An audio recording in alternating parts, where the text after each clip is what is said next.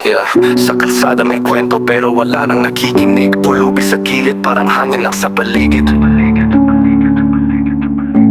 Nakaupo sa bangketa, bitbit ang lata. Barya lang ang hiling pero walang kumakanta. Dadaan ka sa kotse, sarado ang bintana. Ayaw mo makita kung gaano sila kakawawa. Iba'y nagmamadali, patungo sa opisina. Iba na may galalang, puro luho ang bitbit nila. Samantalang sa gilid may tiyan na kumakalam. Pero karamihan sa akin, nedma lang at nagbubulag-bulagan. Hindi napapansin, mga matay nakapikit. Sa kalsada may sigaw, pero lahat ay tahimik. Maawa naman kayo, kaya natin ay gisingin.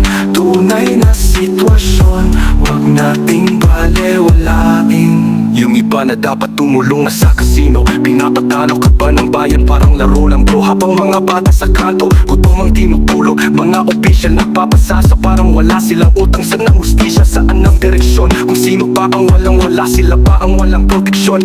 Kung mahirap walang boses, walang lumalaban. Pero ang yaman ng bayan tuloy-tuloy ang kinakamkam. Hindi napapansin, mga matay nakapikit. Sa kalsada may sigaw, pero lahat ay tahimik. Maawa naman kayo, bayan natin ay gisingin. Tunay na sitwasyon, wag nating balewalain. Tumingin ka sa paligid, may buhay na naggugutom. Hindi lahat ng laban pera lang ang kayang sumalo. Kapag lahat nagtingi-tingihan, kawawa ang bayan. Pulubi sa kalsada, patunay ng kabiguan. Hindi napapansin, ngunit dapat makita, wag nyo nang takasan. Hindi barya lang ang sagot, kundi pagbabago para sa mahirap. Isang lipunang hindi bulat bingi at bipe.